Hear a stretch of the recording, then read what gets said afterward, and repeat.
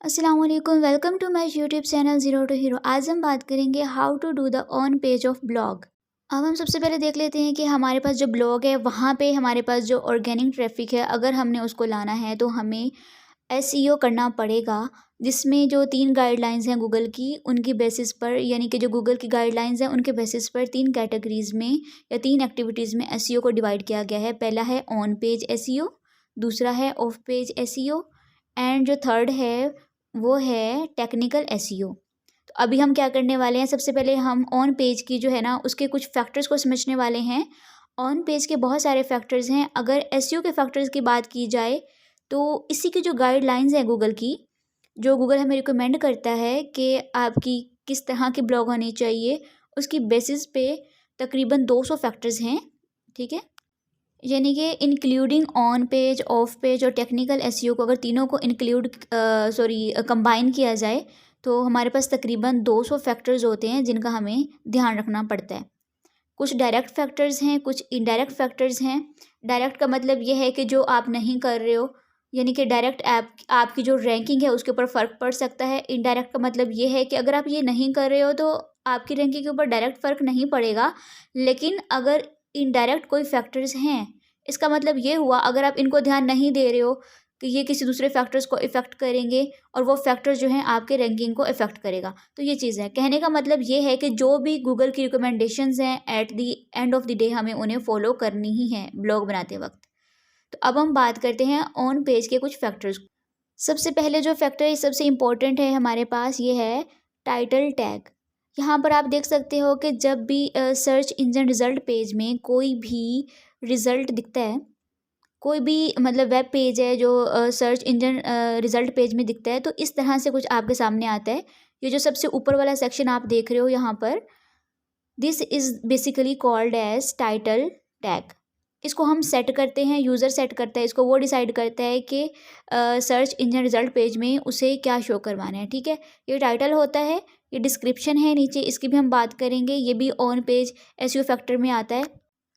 तो इसमें ऊपर जो बेसिकली दिया वो टाइटल है, नीचे वाला डिस्क्रिप्शन है। इसको किस तरह से हमने सेट करना है, टाइटल टैग को अपनी वेबसाइट में किस तरह से हमने लिखना है, प्रैक्टिकली भी हम इसको देखेंगे नेक्स्ट वाले वीडियो में कि योस्ट की हेल्प से हम किस तरीके से टाइटल और डिस्क्रिप्शन को सेट करते हैं।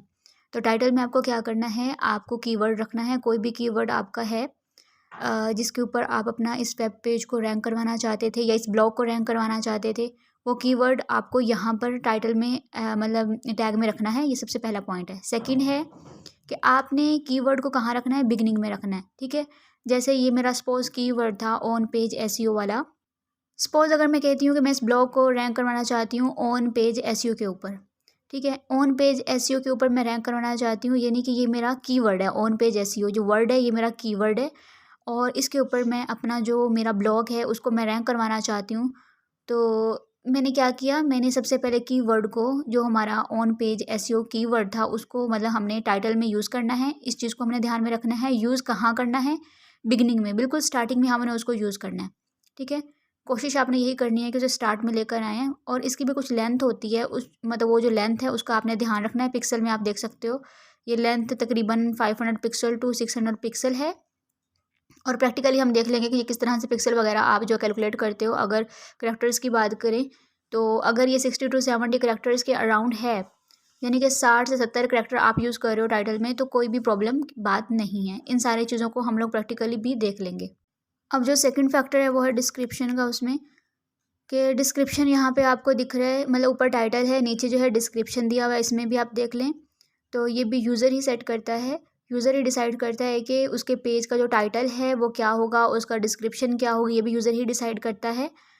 और वर्डप्रेस वेबसाइट में हम लोग इसको हम क्या करते हैं, योस्ट प्लगइन से सेट करते हैं। हम उसको कैसे करेंगे ये हम सीखेंगे।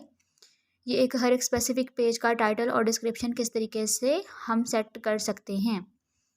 अब डिस्क्रिप्शन के कुछ करैक्टर, कुछ पॉइंट्स हैं वो हम समझ लेते हैं कि क्या करैक्टरिस्टिक्स हैं इसके। तो सबसे पहले जनरली जो है डिस्क्रिप्शन होता है वो 150 से 160 करैक्टर्स का मतलब का होना चाहिए, इनके दरमियान होना चाहिए। यहाँ पर हमें कीवर्ड को यूज़ करना है, बट हमें जो कीवर्ड यूज़ करने हैं वो कहाँ पे करने हैं, बिगनिंग में ही करने हैं। इसमें भी आपको स्टार्ट में ही करने हैं। यहाँ पे आप देख लें, मैंने यहाँ पे सेकंड में लिखा हुआ है कि हाईलाइट की हुई है कि बिगिनिंग में आपने इसको कीवर्ड को यूज़ करना है। तो ये डिस्क्रिप्शन है, जैसा कि अगर मैं बात करूँ, ये मेरा कीवर्ड था ईमेल न्यूज़ सेटलर एग्जाम्पल। अब यहाँ देखो स्टार्ट में ही टाइटल में कीवर्ड को स्टार्ट किया गया, और इधर बेस्ट न्यूज़लेटर एग्जाम्पल, इसको भी मैंने स्टार्टिंग में ही इसको इस्तेमाल किया, डिस्क्रिप्शन में भी टाइटल डिस्क्रिप्शन बहुत जगह पे स्टार्ट में ही इस्तेमाल किया उसको, ठीक है। तो इस चीज़ का आपने ध्यान रखना है। इंक्रीजेज CTR, ये करता क्या है, जितना ज़्यादा आपका अट्रैक्टिव टाइटल होगा प्लस जितना ज़्यादा आपका अट्रैक्टिव डिस्क्रिप्शन होगा, चांसेस क्या है गाइस, उसका ये है कि लोग उसके ऊपर क्लिक करेंगे। लोग उसके ऊपर क्लिक करेंगे जब आपका मतलब टाइटल है, आपका जो डिस्क्रिप्शन है, अगर उसके इम्प्रेशंस होते, आपका टाइटल और आपका डिस्क्रिप्शन है उसके अगर इम्प्रेशन होते, तो क्या होगा, ज़्यादा से ज़्यादा इम्प्रेशन होंगे, ज़्यादा से ज़्यादा इम्प्रेशन होंगे तो क्लिक्स आएंगे। फॉर एग्जांपल अगर हम ये सपोज कर लें 100 इंप्रेशन हुए, हमारे पास 5 क्लिक्स आए, तो जो आपका जो CTR है वो 5% हो गया। 100 इंप्रेशन हुए, 10 क्लिक्स आए, तो आपका जो CTR है वो 10% हो गया। तो ये क्लिक्स क्यों आएंगे, अब आप समझें इस बात को, यानी कि इंप्रेशन की बात हो गई। अब क्लिक्स तभी आएंगे ना जब ये अट्रैक्टिव होगा आपका टाइटल और डिस्क्रिप्शन। जो चीज़ लोग ढूंढ रहे हैं वो इसके अंदर होगी। जब लोगों को ये अट्रैक्ट करेगा तो लोग इसके ऊपर क्लिक करेंगे, ऐसे तो नहीं करेंगे ना। तो ये क्या करता है, ये आपका CTR को इंक्रीज़ करता है अगर आपने प्रॉपरली उसको सेट किया है तो। ऐसा नहीं है कि आपने CTR को ऐसे इंक्रीज़ कर देगा। अगर सेट है प्रॉपर तरीके से, कीवर्ड्स को यूज़ किया प्रॉपर तरीके से, आपने प्रॉपर लैंग्वेज में आपने यूज़ किया वहाँ पे, इन डैट केस लोगों को लगता है कि ये जो है ना आपका टाइटल डिस्क्रिप्शन है ये अट्रैक्टिव है और हमें क्लिक करना चाहिए, तो इस चीज़ के ऊपर क्लिक करते हैं। नेवर यूज़ मोर कीवर्ड्स, यानी कि आपने स्टफिंग नहीं करनी। स्टफिंग जो है वो हमेशा आपको मिलेगी, बहुत ज़्यादा आपको यूज़ नहीं करना है, यानी कि एक या दो कीवर्ड्स आपने यूज़ कर लिए, that's it, that's more than enough. ऐसा नहीं करना है कि कीवर्ड्स को आपने भर दिया। That is basically black head SEO की प्रैक्टिस में आ जाता है, यानी कि आप ओवर ऑप्टिमाइज़ करने लग जाते हैं, या आप कुछ हैक्स ढूंढने लग जाते हैं, या कोई क्विकली रैंक करवाने की कोशिश करते हैं, तो आप गूगल के मतलब एल्गोरिदम को बाईपास करने की कोशिश करते हैं कि अब मैं ये चीज़ कर लेती हूँ तो मेरा जो गूगल है वो मुझे पकड़ नहीं पाएगा। तो ऐसी चीज़ें अगर आप करते हैं तो ये सारी चीज़ें ब्लैक हेड SEO में आती हैं। तो आपको ज़्यादा कीवर्ड यूज़ नहीं करना है। अगर आप ज़्यादा कीवर्ड यूज़ करते हैं, जैसे यहाँ पे मोर कीवर्ड्स लिखा हुआ है, अगर आप ज़्यादा कीवर्ड यूज़ करते हैं तो वो स्पैमिंग की टेक्निक्स में काम होता है।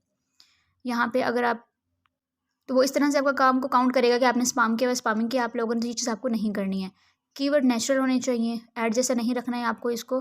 इट्स नॉट ऐड, ये ऐड नहीं है तो आपको इसको ऐड जैसे नहीं रखना है, आपको इसको क्या करना है, नेचुरल रखना है, बिल्कुल नेचुरल लैंग्वेज में, जैसे कि हम आम मतलब बाकी की सिंपल लैंग्वेज में लिखते हैं वो उस तरह से आपने इसको लिखना है। ये बताना है आपको कि डिस्क्रिप्शन ये बताता है कि आपका जो पेज है वो किस बारे में है, वो चीज़ आप यहाँ पे लिखेंगे। यहाँ पे आपको बड़ी मार्केटिंग लाइंस या पंच लाइंस, ये सारी चीज़ें जो है ना मेंशन नहीं करनी है। जितने अच्छे तरीके से आप अपना पेज के बारे में वहाँ पे बात करेंगे, बता सकते हैं, वो चीज़ आपको यहाँ पे बतानी है, ठीक है। और सेम टाइटल दूसरे पेज का नहीं होना चाहिए, ये SEO के लिहाज से बहुत बड़ी मिस्टेक है। ऐसा नहीं है कि आपने एक पेज का टाइटल रखा वही आपने दूसरे पे रख दिया, ऐसा नहीं होता है। आपको टाइटल और डिस्क्रिप्शन जो है बदलने पड़ेंगे हर पेजेस के, तभी आपका जो प्रॉपर है SEO होगा। तो अगर हम डिस्क्रिप्शन के पॉइंट ऑफ व्यू से बात करें तो ये कुछ हमारे इंपॉर्टेंट पॉइंट्स हैं जो मैंने आपके सामने डिस्कस कर लिए हैं। टोटल हमारे पास 5 पॉइंट्स हैं। ये हमारा पार्ट 1 था, और जो हमारा सेकंड पार्ट है इसी वीडियो का वो है हमारा कीवर्ड्स इन कंटेंट, वो मैं नेक्स्ट वीडियो में अपलोड करूँगी। थैंक यू सो मच, अल्लाह हाफिज़।